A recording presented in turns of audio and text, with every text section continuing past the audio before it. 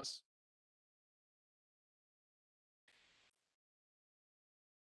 All right, excellent. We are live. Welcome everyone to the Monday, February 14th meeting of Kimberley City Council, held here on the homelands of the Ktunaxa peoples.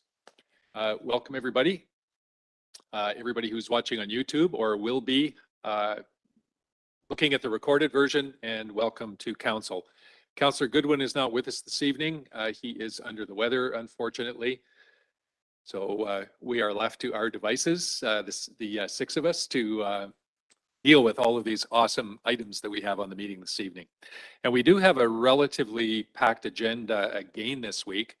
I expect that we'll have some discussion on a number of these items. And we also have several items for in-camera following the regular meeting this evening. So I will attempt to do a little better job of managing our time than a couple of weeks ago when we went until almost 10 o'clock. I don't expect that we're going to be anywhere near that late tonight. So thank you for being here. And without further ado, could I have a motion to adopt or to receive the late items, and we will move these late items to correspondence. Councillor Roberts and Councillor McBain seconds. All those in favor? That motion is carried. So given the addition of those late items, nothing further, Maurice? We did remove one of the item that was on the original agenda, one of the DVP for 253 Wellinger. So that's been removed from the agenda. That's the only difference. Okay, that's reflected in the agenda, though, correct? Yeah. All right. So with the addition of the late items, could I have mover to adopt? Councillor Kiddo, thank you, and Councillor Dallum seconds. All those in favor? Any opposed? That motion is carried. Okay, first up tonight, we have a public hearing. Oh, the minutes from the last meeting. Thank you, Councillor Dallum. Anxious to get to the public hearing. So the minutes of the regular meeting of January 24th, our last regular meeting. Everybody's checked those over. Could I have a mover, please? Councillor Dallum, thank you. And Councillor Roberts seconds. Any opposed? Hearing none, the motion is carried. Thanks for that, Kyle. So next up, we have the public hearing for 2665 Warren Avenue, which is the Western Lodge, and the renovations that they're planning on making. We, as we head into this public hearing, we have a couple of issues with the dates, and we are going to need to postpone this to another date, assuming that we don't have anybody wishing to speak this evening. Anybody? There's nobody on the call, Mr. Mayor. All right, awesome. So do we need a motion at all, or are we just adjourned?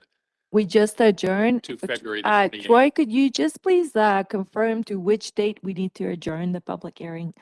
Yes, no problem. Please adjourn to the next meeting on February 28th. All right, awesome. Thanks, Troy. I understand that the process, because we're in a parallel process here with a number of other pieces coming together, this isn't going to have a material impact on the moving forward of that particular project. So we are considered adjourned until February 28th. Anything else on that, Maurice? Thank you. No. No. We're all good to go. All right, you bet. Thanks, Troy. We have no delegations or presentations this evening, so let's roll right into bylaws. First up, we have the Alpine Resort Zoning Amendment Bylaw, which is the better known as the Resort Hotel Text Amendments. And the motion on the floor is that Council approves second reading of the Resort Zoning Bylaw, and that an electronic public hearing on this proposed bylaw be scheduled for the regular meeting of Council on March the 14th, 2022. Councillor Kiddo moves and Councillor McBain seconds. Discussion. Troy, did you want to give us the overview, please? Yeah, uh, I did provide a bit of an overview at the last meeting when council approved first reading. There's been no changes made to the bylaw, so it is the same as was reviewed last meeting. This is a series of text amendments that'll affect multiple zones in the Alpine village area. It's mostly just the accommodation, or the zones where resort hotel accommodation is permitted. It'll have some changes there to the definition of resort hotel and make the definition of lodge and inn redundant. So those are to be removed. And this relates to in part to a proposal at the Mountain Spirit Resort property where there was a restaurant and spa space that was developed or created as part of the original development of that building and has sat vacant and unutilized ever since. And with new owners there, they are looking to convert that space to accommodation use.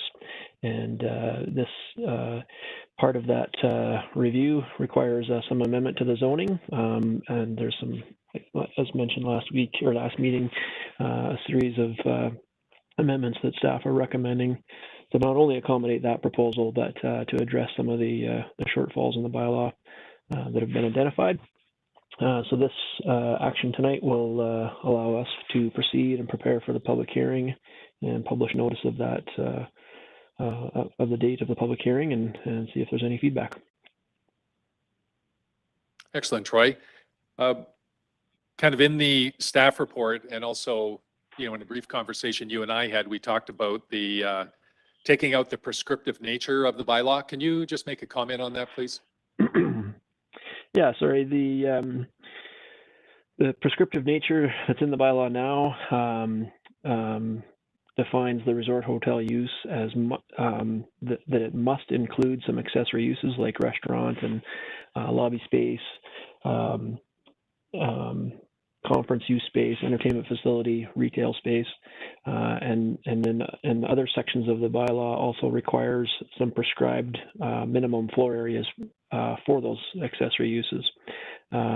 It's our view that, and again, the Mountain Spirit is a good example of that, though it did comply with those requirements at the time of development, it doesn't always result in those spaces actually being utilized in that fashion. So, we recognize that those uses are very typical and common to a hotel or accommodation use, but we think that some added flexibility there will be helpful on future proposals, should there be any, for a hotel facility that may very well want to include some of those accessory uses, but they won't be mandatory or required. They'll still be allowed for and may be provided as part of any development proposal, but they won't be required necessarily by the bylaw, and certainly won't be any prescribed minimum floor area for those particular accessory uses.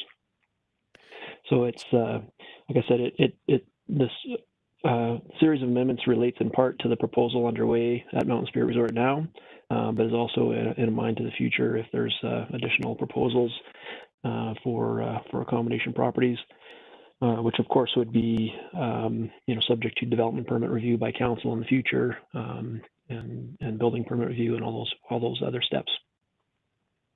All right, so it'll provide more flexibility basically for the unknown, for us to be able to move forward with things without having to make changes, variances and things like that. That's the intention, yes. Yeah, awesome. Thanks for that, Troy. Council, questions or comments? Hearing none, call the question. All those in favor? Opposed? Motion is carried. Next up, we have the Sidewalk Cafe Regulation Bylaw 2713, and the motion is that council approve first, second, and third reading of the Sidewalk Cafe Regulation Bylaw. Could I have a mover, please? Councillor Kiddo, thank you. And Councillor McBain seconds. Discussion. You going to take this one as well, Troy? Yes, I can. Thank you. Awesome.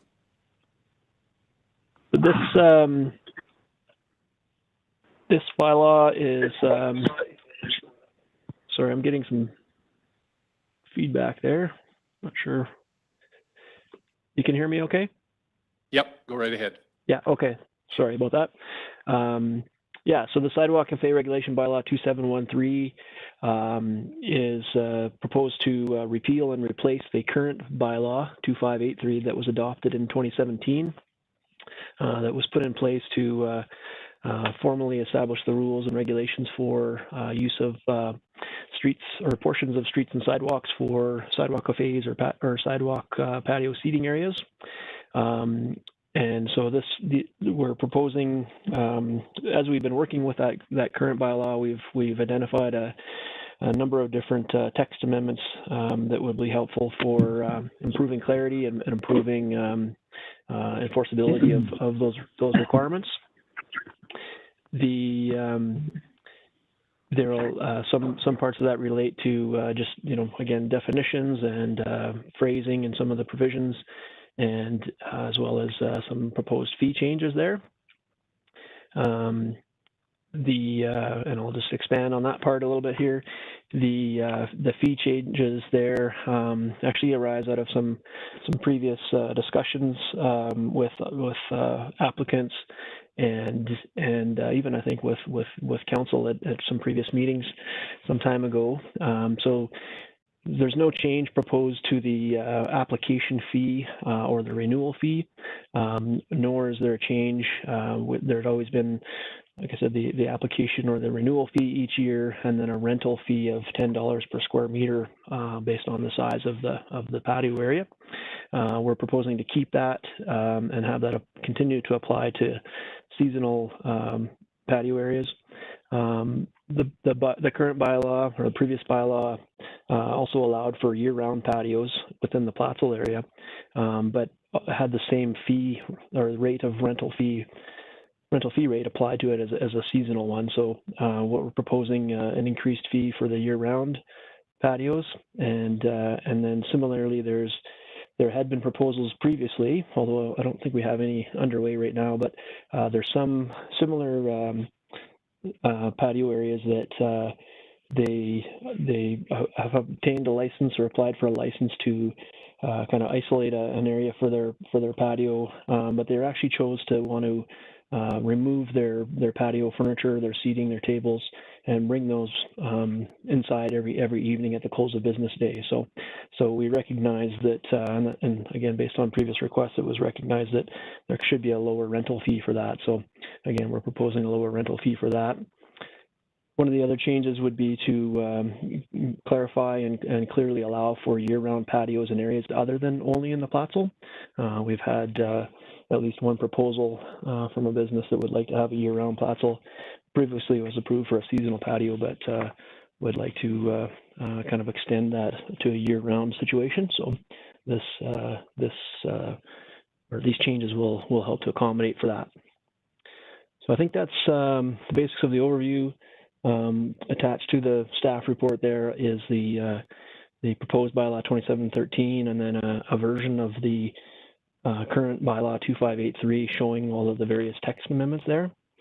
And sorry, just one other thing is the current bylaw also referenced the sidewalk cafe and street patio policy, which was causing a little bit of confusion in some ways. And in our review, we've just determined that policy is largely redundant and not necessary, and we've made sure to include the relevant parts or the parts that are helpful in the proposed new bylaw. So this bylaw, if adopted, will also not only repeal and replace the existing bylaw, but will also repeal that former policy that's no longer needed. All right, excellent, Troy. Thank you. Councillor McBain. Yeah, thanks, Troy. No, I was just, without getting too much in the details, just in a broader sense, I was really encouraged. I mean, to see, the creativity from some of our businesses here in town, during some really challenging times over the last couple of years, and it's cool to that we're getting something in place that I think will promote more outdoor activity, and I fully agree. I think it'll add to the vibrancy of the town. It's great. It's awesome seeing people outside and enjoying themselves. So just positive all around. Thanks, Councilor McBain. Councilor Oakley. Thanks for this update, Troy. I just have a minor question, minor point I wanted to ask you. The definition of manager in here, it's referred to a few times, and then under definitions, it's the manager planning. Why do you not use bylaw instead?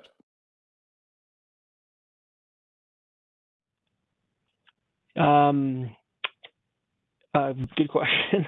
The bylaw is very often involved in helping to implement and enforce this bylaw. The bylaw officer, of course, does report to the corporate officer, who is the designated officer for actually issuing the license agreement and kind of final decision on the applications. The manager of planning is the designated manager for kind of recommending when a plan for a patio area is ready for approval. And of course, that's not just we come to that decision after much back and forth and consultation with other departments, including bylaw, but also including especially the operations department, to make sure that we're not interfering with any any infrastructure needs and access needs, that kind of thing. So it is, even though there's a couple of designated staff that are some authority is delegated to under this bylaw, all of the decisions are as with many of our things, are involving other departments and other staff persons. Good. Further? Hearing none, call the question. All those in favor of first three readings? Any opposed? The motion is carried. Thanks for that, Troy. Next up, we have the City of Kimberley Revenue Anticipation Borrowing Bylaw for consideration of adoption. Councillor Dallin moves and Councillor McBain seconds. Any discussion, questions, or comments, Council? Jim, Jim, you're on, are you? I can't see your name up there. Yeah, I'm here, Mr. Mayor, yeah. Okay, quick question. Did we, have we ever actually dipped into this? Not since I've come onto the scene, Mr. Mayor. It's really a precautionary measure to set up a line of credit in the event that we do need funds in advance of the tax revenue being collected. But certainly in the last 5 years, we've not had to access this. All right, awesome. Thank you. Yeah. Further, Council? Any opposed? Motion is carried.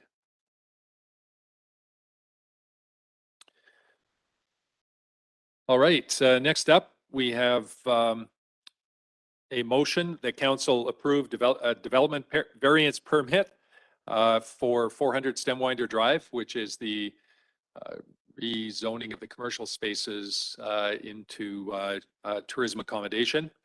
The first motion is that we approve the variance permit to reduce the number of required parking spaces from 10 to 0 spaces to allow for the proposed renovation and increased number of accommodation units. And we'll deal with the second proposal separately. So that's the first one on the table. Motion, Councillor Kiddo moves and Councillor Roberts seconds. Thank you. Everybody's just keen and nose to the grindstone tonight. Okay, discussion on this particular motion. Troy, you continue to be up. Yes, thank you, Mr. Mayor. Again, this was discussed at the previous meeting and also referenced in relation to the proposed zoning amendment affecting the Alpine zoning bylaw. And that's the amendment is bylaw number 2712. That's the public hearing has been set for the March 14 meeting. So this will, if this variance is approved, it will allow for them to get started on the first phase of their renovations for the portions of the restaurant and spa space that were on the main floor of the Mountain Spirit building. This will create 8 accommodation units, and will and there'll still be a smaller restaurant space in this phase one, even though there won't be any improvements to that at this stage. But they've designated a smaller restaurant space to comply with the zoning as it stands, and until there's a decision made on the other zoning amendment. If this variance is approved, it will relax the required parking for those 8 accommodation units from the parking requirement based on the unit sizes, and their plan is a requirement of 10 spaces, and they're proposing down to 0.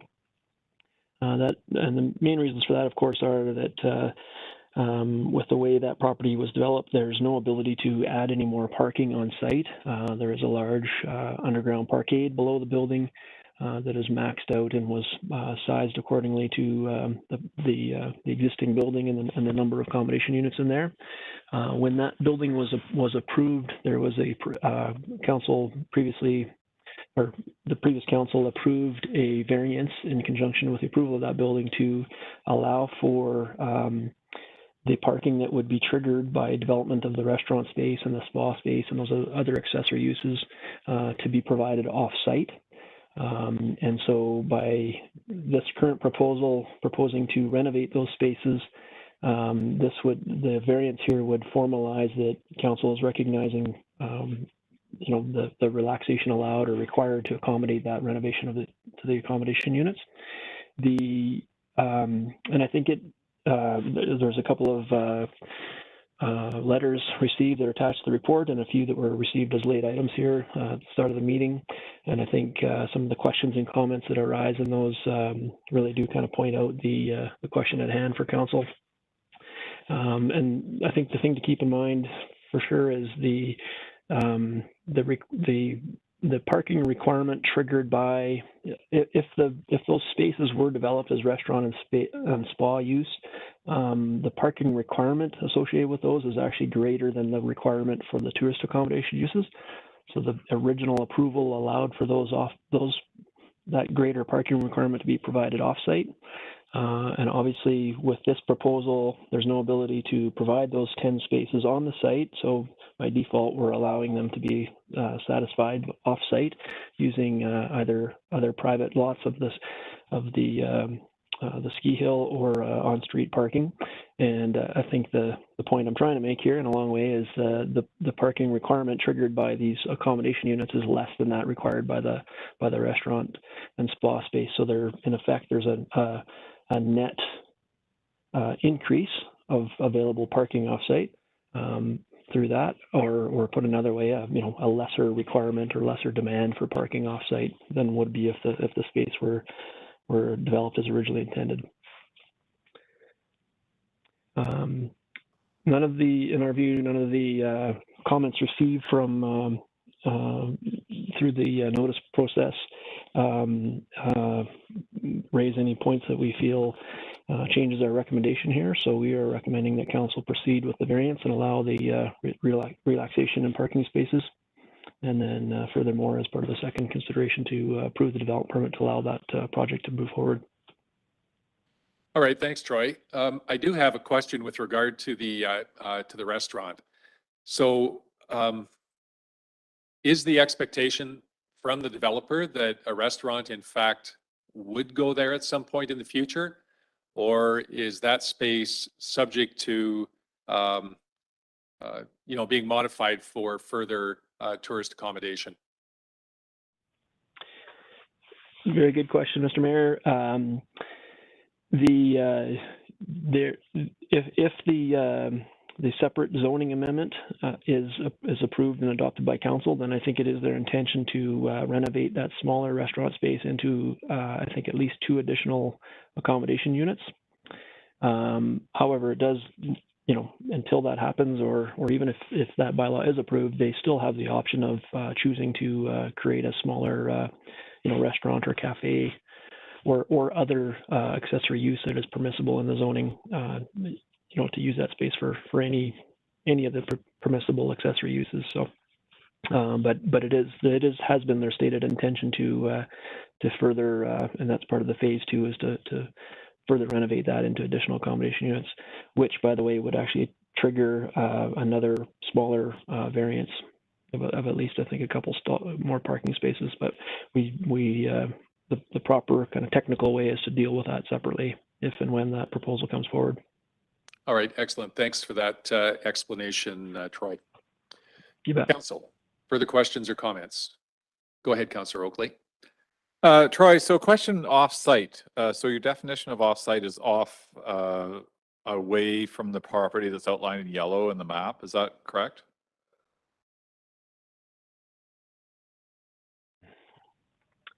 Yes, that's correct. The property outlined in yellow is the property boundary of the Mountain Spirit Resort. There's a open surface parking lot right adjacent to it, and it's where the lobby area and the drop-off area is accessed from Stemwinder Drive. And that's located. That is a separate standalone parcel, separate from the property of Mountain Spirit, and also separate from the property that Trickle Creek Lodge sits on. So just for clarity, so parking would be basically, on city property on the edge of the road. Is that what you're saying? It's not actually going to go on to other RCR land? Well, it could be on that surface parking lot that I've described between Mountain Spirit and Trickle Creek Lodge. There's parking access agreement between the properties to share use of that space. It could be on the public road space of Stemwinder Drive if spaces are available for users, or it could be on other surface parking lots provided by RCR, yes. Thanks, Troy.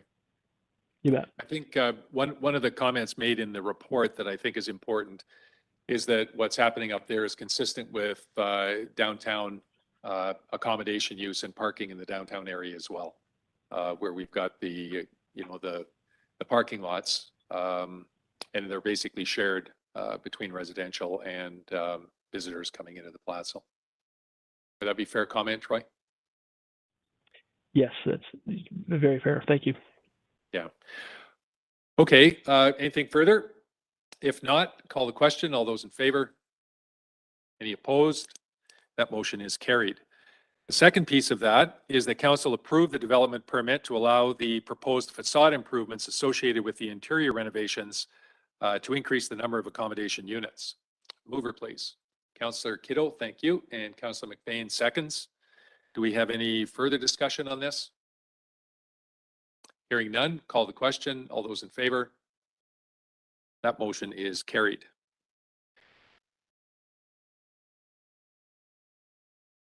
Last up, we have development variance permit for 2501 Rotary Drive, and that is that council instruct the corporate officer to issue notice to neighbors of 2501 Rotary Drive with the intent to vary the height of a proposed 8 duplex dwelling unit development.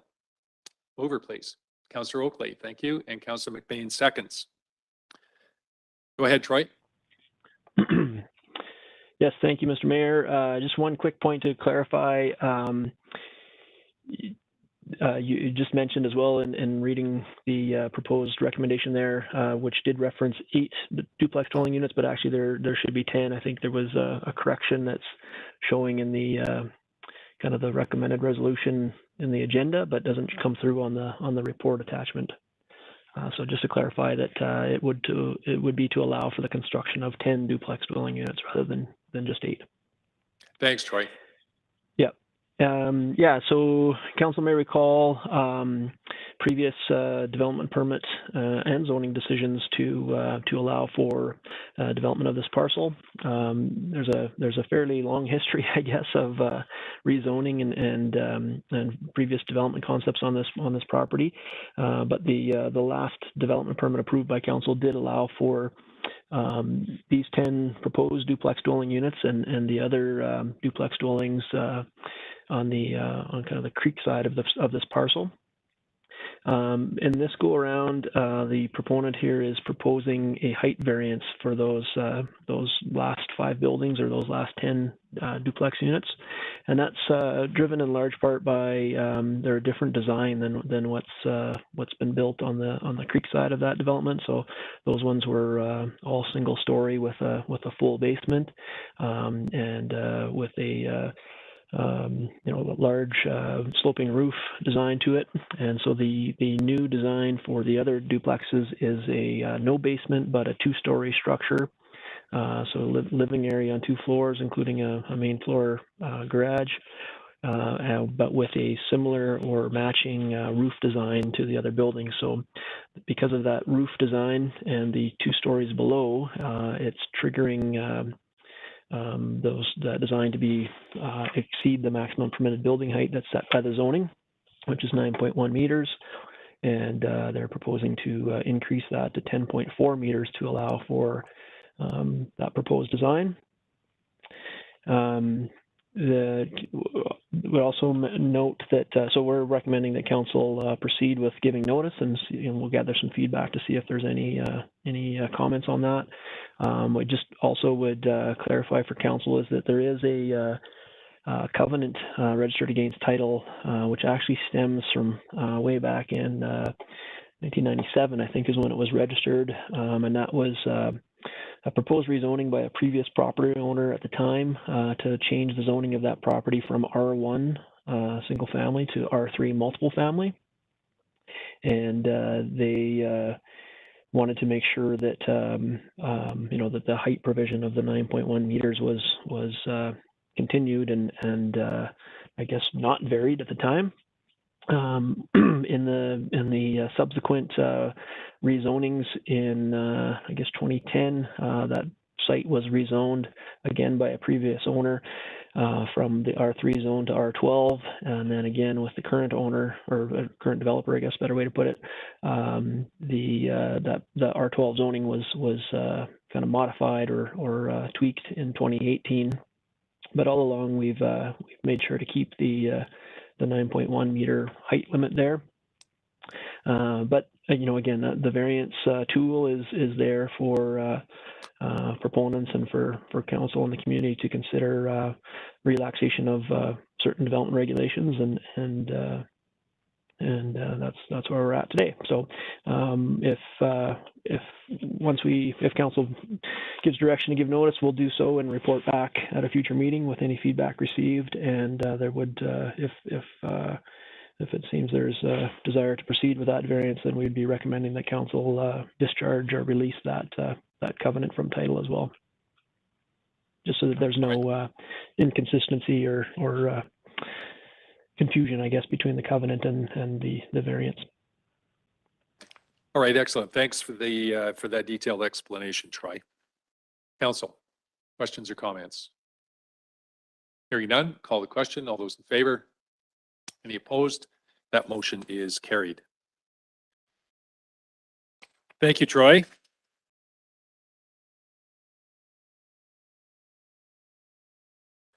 All right, next up, we move to new business.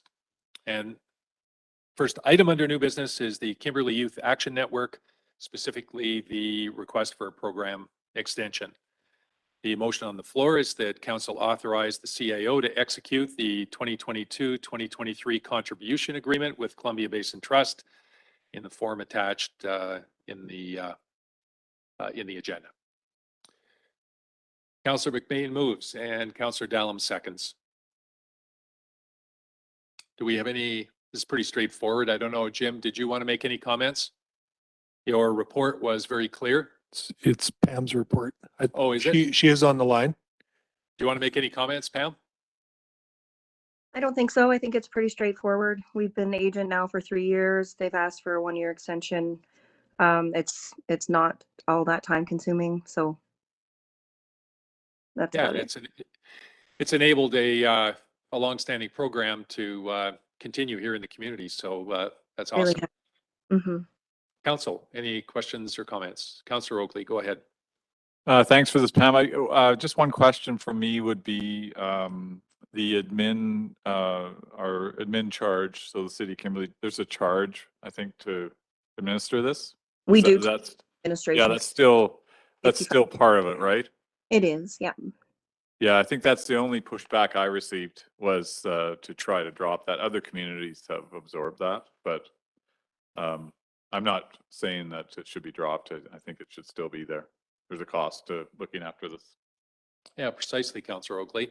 I think the request came through from kind of the folks at Cayenne, just that it not be increased. And there's been no suggestion that we would do that. So thank you for that comment. Hearing and seeing no further comments, we'll call the question on the first part of this resolution. All those in favor? That motion is carried. And the second part is the council directs staff to include the in the 2022 to 2026 5-year financial plan, the revenues and expenditures associated with this contribution agreement.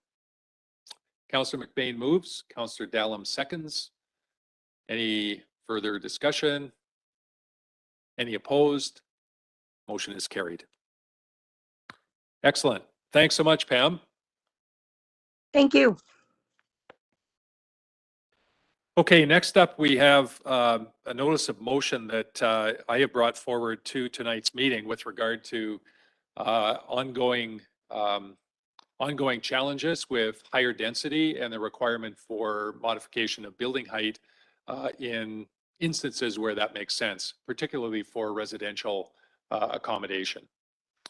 I hope council has had a chance to kind of read through the whereas and the wherefores, which kind of explain why I'm bringing this forward. I think there are, I guess, a couple of comments I would make before opening it up for question. And that is that we've had conversations around the table here before about higher density, particularly in the downtown core where we have scarce land, and trying to encourage people to live closer to the downtown core where walkability and being able to walk into the downtown core is important. It also has a significant impact these days on affordability. And I'm talking about not the commercial, but the residential side of things now. The higher the density, the less unit cost is associated. And so for some of these developments, needing to go up an extra story or two is fundamental to being able to keep the rents that will be associated with those rental units as low as possible. And so we're not anticipating a big flood of this, but it just makes sense when from the OCP through down to all of the discussions we're having that higher density is an important part of what we're doing. We need to take a look at addressing this. And so the request specifically is to direct the manager of planning and the fire chief to prepare a staff report for council's consideration on all of the variables involved in making this happen. Councillor McBain, is that a mover? I didn't know if you were going to be moving it since you, but I Yeah, was getting to discussion, so get it on the I won't floor. get ahead. Yeah. Okay, thank you. Councillor McBain moves and Councillor Roberts seconds. Go ahead, Councillor McBain. Yeah, I was just, I guess my, it's been laid out here on some of the things we'd like to see in a report. And then I would just add that, I'm not sure how it would be framed, but, kind of how it would fit into the projections that we had for population and what kind of, if we were to have a few higher story buildings pop up, adding more people, what kind of, strain it would put on our infrastructure and water resources, that type of thing. I'm not sure how to word that, but I think you get the gist of where I'm going. Yeah, what prompted me to bring this forward actually was the census that we just received. And although there was not a broad array of data associated with what's been released to date, it showed us with a 9.6% increase in population and a 0.9% increase in private dwellings. So our dwelling counts are not, our housing is not keeping up with the increase in the population that we have. Now, this is no big secret. I think the tightness of both rental and properties available for sale have been well documented over the last 2 or 3 years. So this isn't a big surprise, but I think we need to be looking for solutions ahead of the requests as they come in. And that's the reason for wanting to do this at this time. Go ahead, further, Councillor McBain. Yeah, and further to my point, I mean, I guess, there could end up being a benefit. I mean, if we ended up adding, 10,000, if we got to 10,000 people, I think what was in the report that we had, You know, if it could end up being more if you did that as far as single family houses. I mean, you drain on resources. So I would just be kind of curious to see what effect that would have. It may actually bring it down per unit cost. So. Okay, awesome. Thanks for that. Great suggestion. We will add that to the list. Councillor Roberts. Well, I am acutely aware of the fact that it is very difficult to find a place to build anything in around the lower part of our community here, our town. And the opportunity to finally build something that could go up makes perfectly good sense. In my history, I was trying to look for a place to locate a new building, and it was going to have to be far out of town by the time I had a place big enough. So the thing is that I think we need to be prudent in how we do that, but by the same token, we don't have an awful lot of land, because unless we want to be mountain goats and scale aside, you know, so I think that it's prudent of us to move in this direction. Thank you for that, Councillor Roberts. Councillor Oakley. I am really torn with this. One of the things, but I will support it because I want to see the report come from our manager, from Troy. I think it also opens up, you know, some thinking about size, you know, maybe going much smaller than, you know, to fit more people into units. And, you know, I think I'm looking forward to Troy piecing this together as to how it fits in with the OCP and where we're going. You know, I think you have to imagine that we're going to be at 10,000 people, you know, within 10 years, the way it's going. It's going to happen. So where does everybody go? But, you know, smaller is, you don't have to have huge houses anymore on these lots. It's just, so this to me is just one piece of it all. There's a whole bunch of things that address this, but I think it's got to be looked at for sure. It's interesting. I mean, yeah. Yeah, thanks for that, Councillor Oakley. I think, again, in conversations that we've had previously, the cost of construction is the cost of construction. There isn't anything that we can do about that. So if you wish to have more affordable and have the numbers down, you have to live smaller. And I would just point out that, you know, the density, the higher density thing, we are talking about, you know, apartment condominiums, most likely for rental as opposed to sale. And I, you know, would guess that based on the encouragement that our planning department puts in for lots of mixed use, that we're talking everything from bachelor, you know, a few hundred square feet bachelors up to maybe 1 or 2 bedrooms. Because at the end of the day, if you have a family with 1 or 2 or 3 kids, you know, living in 800 square feet is, you know, is a bit of a challenge. So having a spectrum, you know, I think is important too. Although I will say that there were 6 of us in our family, 4 kids, and we did grow up in a 900 square foot house. So yeah, it's amazing how the standards change over time. So I think the point is we don't want to leave anything for guess, and we'd like to stay ahead of the requests that are going to come in for certain types of development. Okay, so anything further? Hearing none, we'll call the question. All those in favor? Any opposed? Motion is carried. Thank you very much for the support on that, Council. Much appreciated. Okay, next up, we have a couple of check runs in the order of $967,836 on the first and $661,927 on the second. Could I have a mover, please? Councillor Roberts moves and Councillor McBain seconds. Anything that Council wishes to point out? Councillor Roberts, go ahead.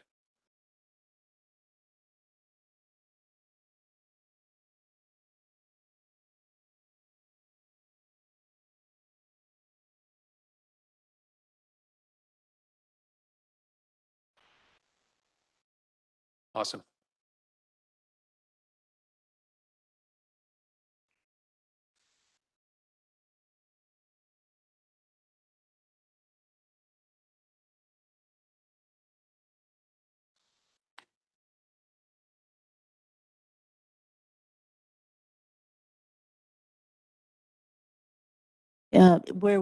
Should I start again? Go Anyway, ahead. the first one was that we had purchased a new vehicle 252,000, part of our increasing value of our fleet, upgrading some of it on a kind of a progressive program to make things looking a little nicer and newer. And the second thing was taking a look at the Rocky Mountain appraisal fee, which required us to upgrade the appraisal of all of our city-owned buildings, which is a very prudent thing to do, I might add, because the value of buildings changes over time, and you want to make sure that the insurance that you have is actually the insurance that you require for the value of your building. So in order to facilitate the change to the new insurance company, that was done. And I'm sure everybody was surprised at the value of the buildings when they were finally appraised. But it's like a real important piece to make sure we know. Yeah, thank you for that, Councilor Roberts. Further, Council? All right, we'll call the question. All those in favor? Any opposed? The motion is carried. All right, next up, we have several pieces of correspondence. I would ask to receive all of the correspondence as a block. Mover, please. Councillor Kiddo, thank you. And Councillor Dallum seconds. Anything in here? Councillor McBain first. I would just add that I'm trying to look up the young fellow's name. I just wanted to do a shout out to Easton Granger for taking the time to write us a letter at such a young age. So Easton, if you're listening, thank you for writing us. And yeah, that's all I need to say. Yeah, that's awesome. It's Thank very you for that, cool. Councillor McBain. I would like to add to your comments that, you know, Easton was concerned that we were in fact selling the Marysville Arena, and that we are not. Easton, I can assure you that there are no plans in place to sell the Marysville Arena. The reason for its closure here before the end of the season had to do with a number of issues with actually keeping the arena open between now and the end of the season. We will be back in business in the fall. Anything else?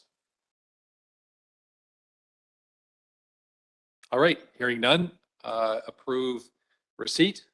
All those in favor? Any opposed? That motion is carried. All right, next up we have question period.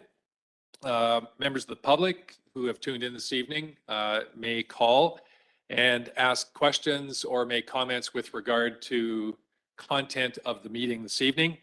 And anybody wishing to call in, I would ask that you keep your comments to the content of the meeting. We are happy to respond to other questions and feel free to call City Hall at any time. The number to call. Mr. Mayor, I'm sorry to interrupt. We had to change the meeting number for tonight. So if you don't mind, I'm going to read the Okay, go phone ahead. number Read and the the meeting number. And the meeting number. Thank you. So the phone number is 1-800-741-7180.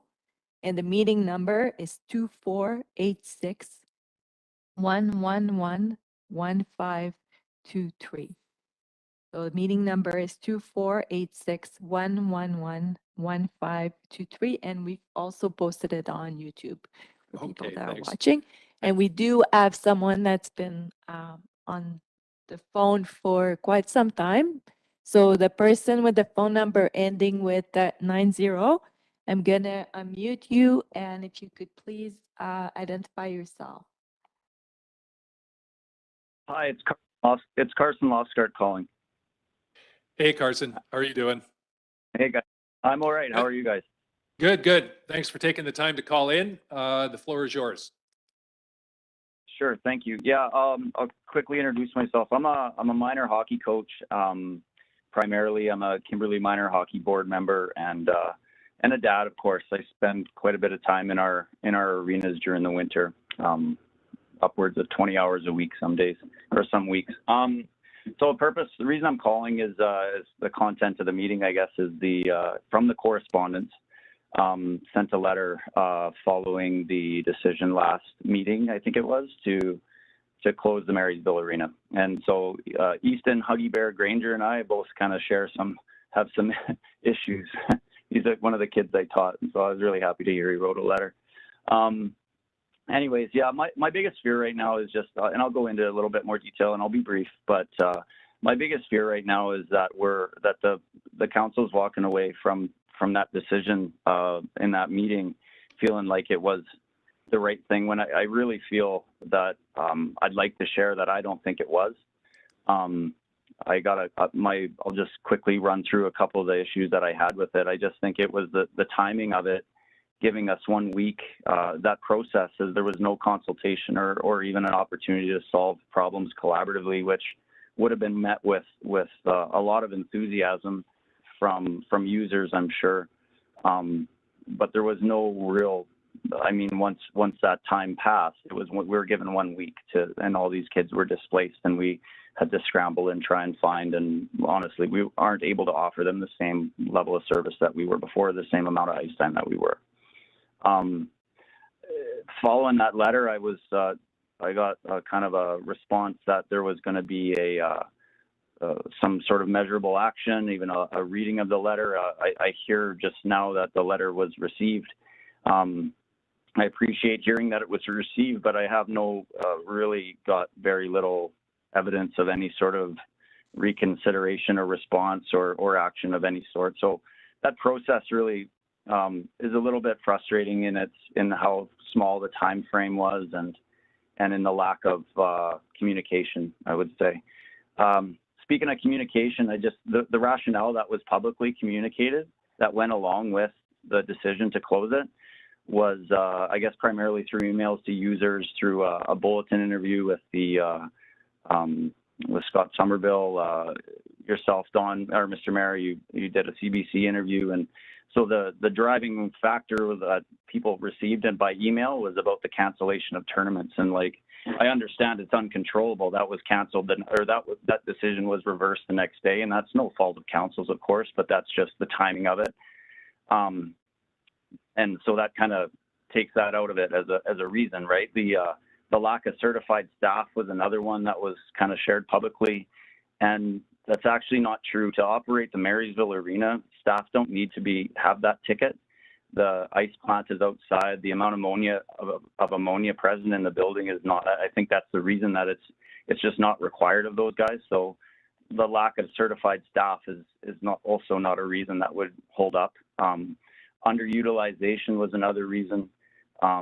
And that's really difficult for me to stomach, because I'm in that rink every day. I know that it's booked from Monday to Friday after school, from the time the doors open until the time the doors close. It's back to back to back to back to back, and that's every day. There's 8 separate youth teams that use that facility, 8 different adult teams. There's speed skating, and I know that weekends got awfully quiet in December and January, but that was a public health order on December 18th that ran until the day after council decided to close it.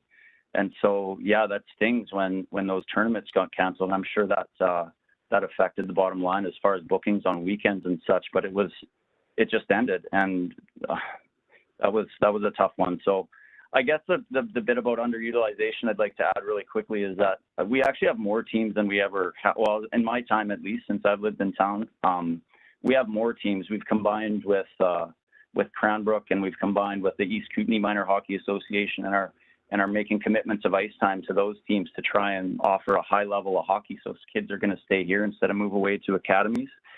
And so we actually have more teams, and that makes it was really frustrating to hear that the city was communicating that the facility was underutilized.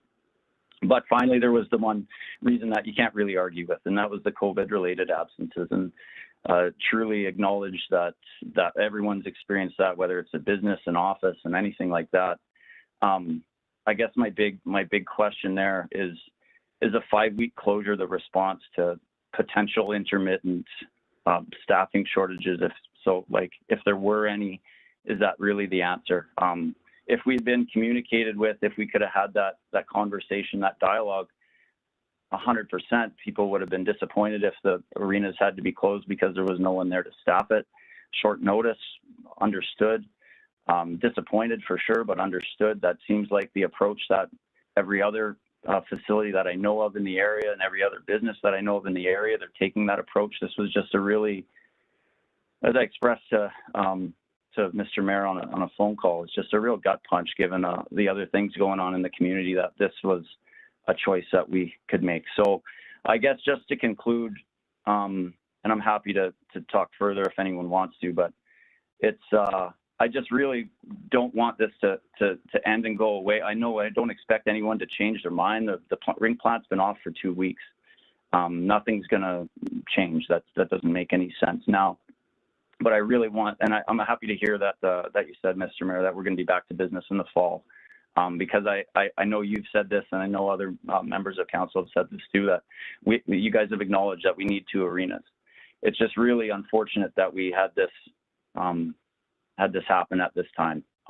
So I wanted to make sure that we didn't just sweep it under the carpet and sort of, you know, not necessarily pat ourselves on the back. I know it wasn't something that council wanted to do. It's just I don't want this going away. It would be awesome if there was some sort of consultation the next time something big like this was considered, and it would be amazing if we had more than 1 week notice, or if there was some sort of, like I said, consultation or collaborative problem solving of some sort. So thanks for your time. Awesome, Carson. Thanks for all of the feedback. We really do appreciate it. I think during our mandate here, council has always strived for incremental improvement over the way things are done, and the way we manage our arenas and the way we're managing through COVID is no exception. Sometimes decisions are made that not everybody agrees with, but at the end of the day, we'll use those to figure out how we move forward in a very positive manner. So thanks for the feedback and taking time to call in tonight. We appreciate it. Yeah, you're welcome. Anybody else on the call, Maurice? Okay, hearing none others, we move on to councillor items. We're getting perilously close to getting back to normal, council, with meetings and events and things. Daryl, what's happening?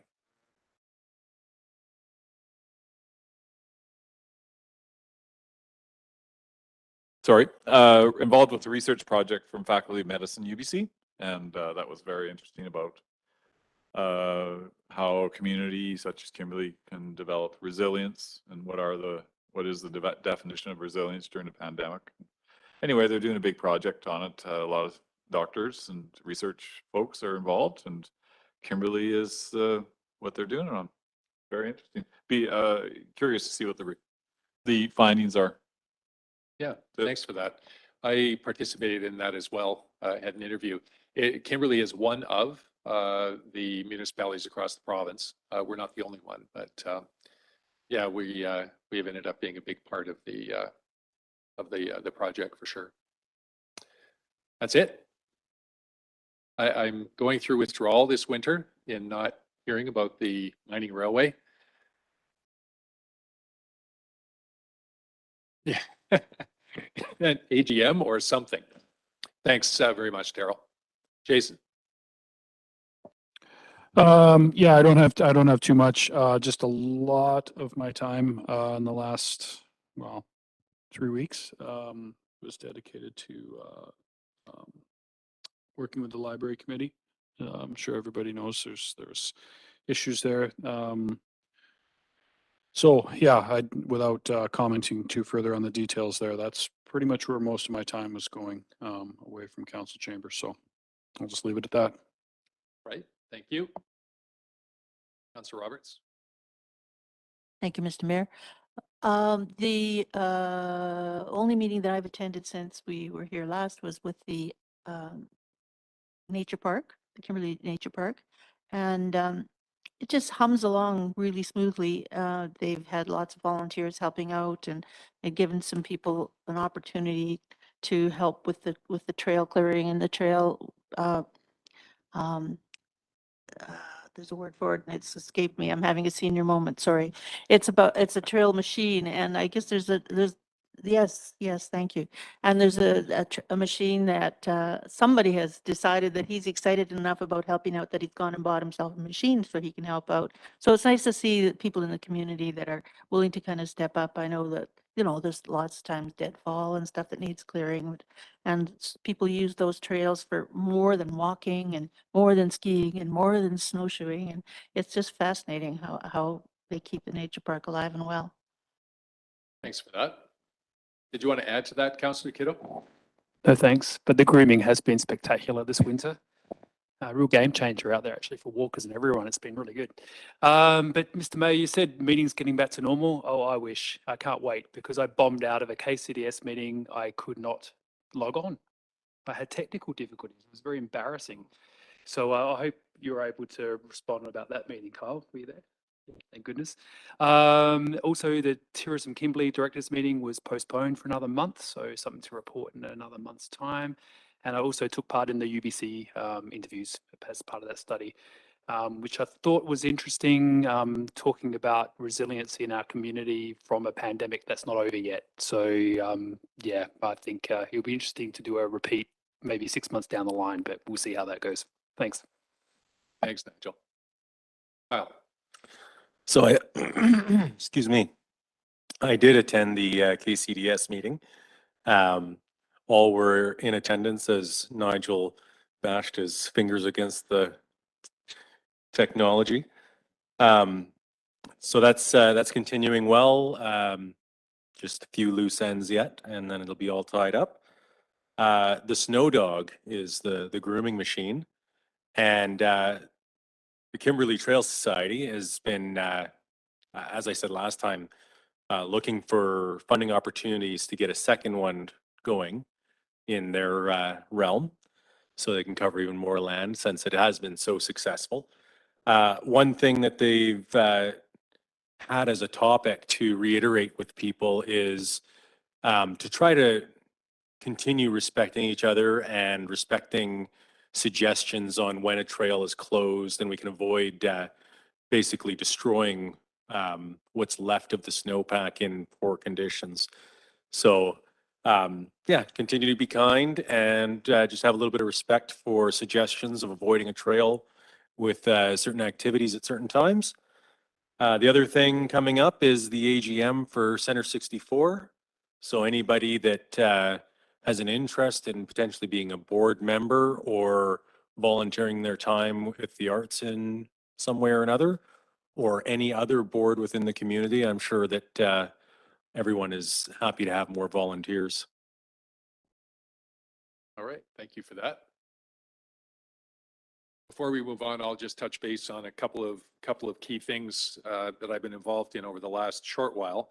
I had an opportunity to, Mark Raymond took me on a tour of the new Chateau Kimberley, the Larix Hotel. If you haven't been in to have a look at the renovations they've made, I would recommend that you do so. They've done a pretty outstanding job of turning that into a major hotel accommodation, even though there are only currently 20 rooms in the hotel. It was definitely worthwhile. I attended the Tanaha Kinbasket Treaty Advisory Committee meeting this week. We meet, I think it's quarterly or 3 times a year, to talk about where treaty negotiations are going with the Tanaha. The negotiations have been suspended for some time now for a variety of reasons. However, we met for an update from the province. And at that meeting, both the chair of the meeting as well as the regional rep were elected. Similar to the regional district, these elections happen every year. Clara Reinhardt is the chair of that particular committee, the advisory committee. She is the chair coming back for another term. And I was elected the region rep to sit at the negotiating table for our region. So I'm not exactly sure on the specifics of all of the role and responsibilities, but I will be having a call with the province next week to get all of that sorted. I made eye contact, and I'm glad that I did. So the interview that had taken place on resiliency, it was a little broader than just the pandemic. It was talking about community resiliency in general, and then with kind of the overlay of the pandemic. I certainly understand your point about it not being over, Nigel.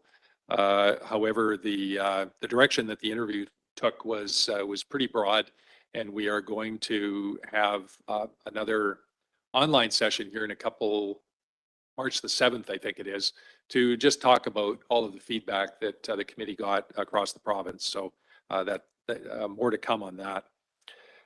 I spent a fair amount of time over the last couple of weeks just doing walkabouts downtown, talking to various business owners about the state of the union. Where are things at? Not only given COVID, but given the devastating blow of the quad chair going out and the lack of visitors coming into the community this winter.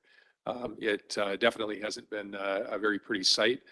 But I was extremely surprised at I shouldn't say surprised, I was inspired at the general attitude of all of our businesses downtown. Nobody's whining. Everybody's just saying it is what it is. Let's make the best of it we can. And in fact, the local community, the Shop Local campaigns and the locals in the community, as they have done throughout COVID, have made up a large amount of that gap. And folks are just looking forward to getting through the winter and kind of getting into our summertime period. That's all I will mention for tonight. Given the time, we are ready to move on to in camera. So last call for comments from council. Go ahead, Sandra. I should have noted that I went down to the core presentation in the Plaza on Saturday and had a look at the amazing ideas that people are developing inside of the region. And there's some pretty cool stuff out there. There's a young woman who's doing work gear she's a firefighter, and she's doing the most amazing clothing for that industrial side of things. So there's all kinds of stuff that's happening, and it was great to see what they were. Yeah, thanks for bringing that up, Sandra. So CORE is the Kootenay Outdoor Recreation Enterprise, and it's a facilitator for gear manufacturers in the Kootenays. The organization started right here in Kimberley, and the majority of the board directors are here. And it was really awesome, not just for those gear manufacturers that were out, but also the bands. We had a number of bands, lots of music playing in the Plaza. The sun was shining, and for a brief couple of hours, things felt normal again. It was pretty awesome. Thanks for mentioning that. Okay, we need to go in council. Could I have a mover to do so? Councillor Dallum, thank you. And Councillor Kiddo seconds. All those in favor? That motion is carried. We will take 2 minutes to clear the floor. Thanks, folks. Appreciate you being with us tonight.